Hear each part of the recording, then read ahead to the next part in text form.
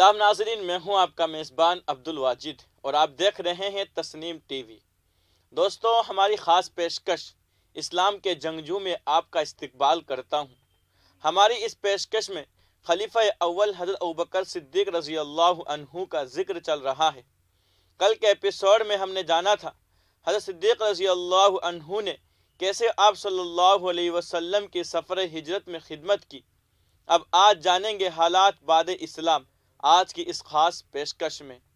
ہجرت کے بعد ان روح فرسا مصائب کا تو خاتمہ ہو چکا تھا جو مکہ میں ہر وقت اور ہر آن پیش آتے رہتے تھے، لیکن مدینہ منورہ میں دوسری قسم کی خدمات مسلمانوں کے سپرد کی گئی اور جانبازی و جانثاری کے امتحانات دوسرے طریقے سے لیے جانے لگے۔ مسلمانوں کو جہاد کی اجازت دی گئی اور ایک سلسلہ غزوات کا قائم ہو گیا۔ رسول خدا صلی اللہ علیہ وسلم کو 19 غزوات پیش آئے، جن میں سب سے پہلا غزوہ بدر اور سب سے آخری غزوہ تبوک تھا۔ ان تمام غزوات میں حضرت صدیق رضی اللہ عنہ آپ صلی اللہ علیہ وسلم کے ہمراہ رہے اور بڑی پسندیدہ خدمتیں انجام دی۔ غزوہ بدر، یہ غزوہ 17 رمضان سن ہجری 2 میں ہوا۔ یہ اسلام کی پہلی فتح ہے اور اس غزوہ میں رسول خدا صلی اللہ علیہ وسلم کے لیے عریش یعنی چادریں تان کر سائبان سا بنا دیا گیا تھا۔ حضرت صدیق رضی اللہ عنہ اسی عریش میں آپ صلی اللہ علیہ وسلم کے ساتھ رہے اور آپ کی حفاظت کا حق خوب ادا کیا۔ رات کو تلوار ہاتھ میں لے کر عریش کے چاروں طرف کی نگہبانی کرتے تھے۔ جس صبح کو لڑائی شروع ہونے والی تھی، اس کی اخیر شب میں رسول خدا صلی اللہ علیہ وسلم نے نہایت بے قراری کے ساتھ دعا مانگنا شروع کی کہ خداوند اپنا وعدہ پورا کر، اگر یہ تیرے فرمانبردار بندے اس جگہ شکست پا جائیں گے تو پھر روئے زمین پر تیری عبادت کبھی نہ ہوگی۔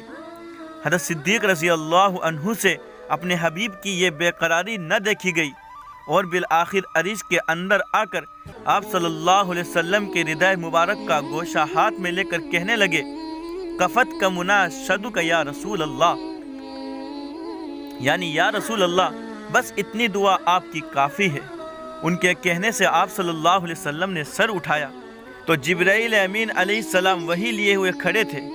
سیہزم الجمع ویولون الدبر، یعنی ان کافروں کو عنقریب ہزیمت دی جائے گی اور یہ پیٹ پھیر کر بھاگ جائیں گے۔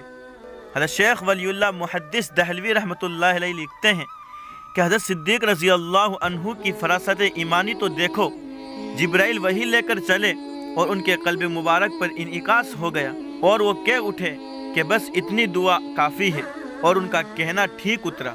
اس غزوہ میں لشکر کا میمنہ حضرت صدیق رضی اللہ عنہ کی ماتحتی میں تھا۔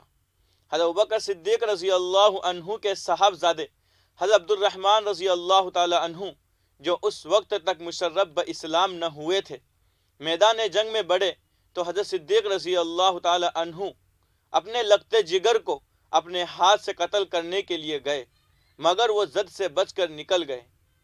بدر کی لڑائی میں جب کفار قید ہو کر آئے تو حضرت صدیق رضی اللہ عنہ نے ان کے قتل کی رائے سے اختلاف کیا اور فدیہ لے کر چھوڑ دینے کی رائے دی۔ حضرت صلی اللہ علیہ وسلم نے انہی کی رائے پر عمل کیا اور ان کو حضرت عیسیٰ علیہ السلام سے تشبیہ دی، اگرچہ نتیجے میں حضرت فاروق رضی اللہ عنہ کی فضیلت اس معاملے میں غالب رہی۔ آج کی اس خاص پیشکش میں بس اتنا ہی۔ ابھی آپ رضی اللہ تعالیٰ عنہ کی زندگی مکمل نہیں ہوئی ہے، اگلے ایپیسوڈ میں اور جانیں گے تفصیل سے۔ تب تک کے لیے دیکھتے رہیے تسنیم ٹی وی، آپ کے میزبان عبدالواجد کے ساتھ۔ اللہ حافظ۔